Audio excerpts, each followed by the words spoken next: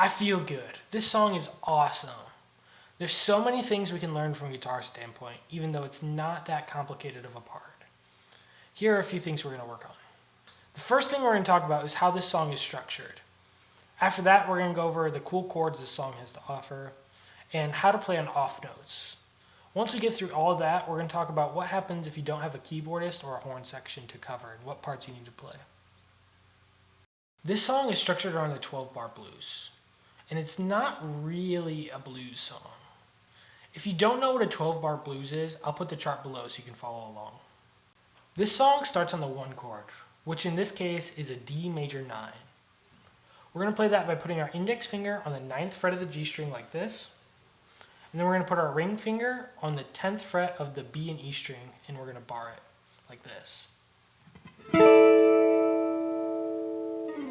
We're only playing the 9, 1, and 5 of the chord, and if you don't know what that means, that's okay. But we're going to let the rest of the band cover the other notes. We're going to play this chord on beat 2 of measure 2 and measure 4, like this.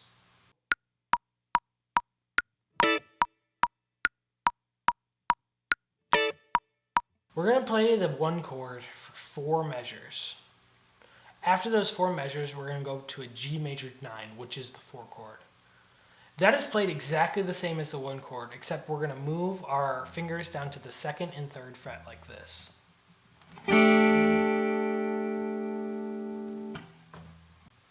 The G major 9 is going to play on beat 2 of measure 6. One thing to note with these chords is when we play them, we're going to use an upstroke even though it's on a downbeat like this. After measure 6, we're going to go back to the 1 chord and play it on beat 2 of measure 8. After measure 8, we're going to go to the 5 chord, which is an A major 9. That's the exact same shape, except it's on the 4th fret and the 5th fret like this. The A major 9 plays on beat 2 and 3 of measure 9, like this. After measure 9, we go to measure 10, and that's just our 4 chord, the G major 9, and that also plays on beat 2 and 3.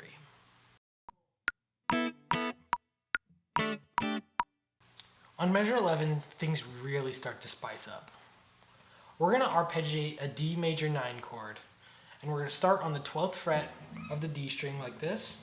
We're going to go to the 11th fret of the G string, then to the 10th fret of the B string, to the 13th fret of the B string, and we're going to end on the 12th fret of the E string.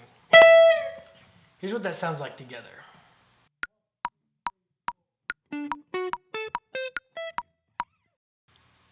The bridge of this song is really awesome. It starts with a 4-bar saxophone solo that you may need to cover on guitar if you don't have a keyboardist or a saxophone player. After the saxophone solo, we're going to go to a Freddie Green style comping pattern just on all 4 downbeats.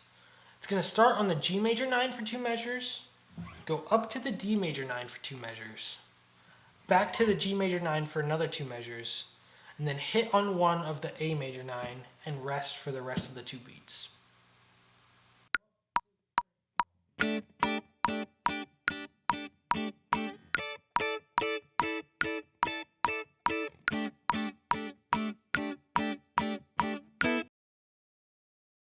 And those were the 2 main sections of the song. Now we're going to talk about the ending.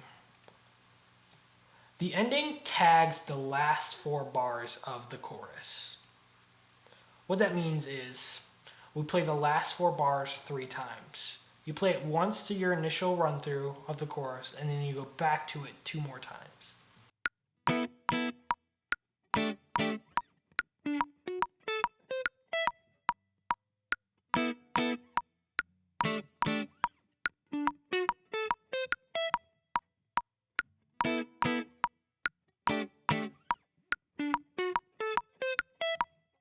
However, on the last tag of the chorus, once you hit that high E note on the 12th fret of the E string, it keeps going. Here's what that pattern sounds like.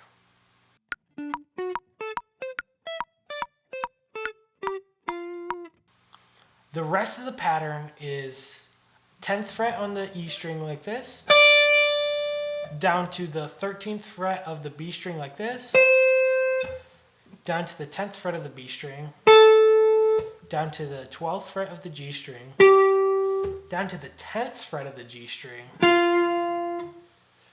and then after that it crashes on a D major 9. Before that last crash on the D major 9, make sure to watch your drummer for the hit.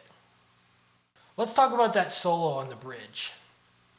If you don't have a horn section or a keys player, somebody in the band is probably going to look at you and be like, hey, can you play that bridge line?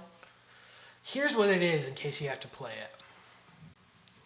The solo starts on the 5th fret of the A string like this, goes to the 7th fret of the G string. After the 7th fret of the G string, it goes to the 5th fret of the G string, to the 7th fret of the D string, back to the 5th fret of the G string, again back to the 7th fret of the D string, ending on the 8th fret of the A string.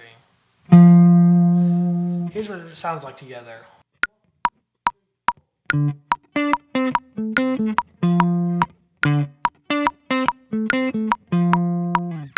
After the solo, just remember it goes straight into that fretted green comping style.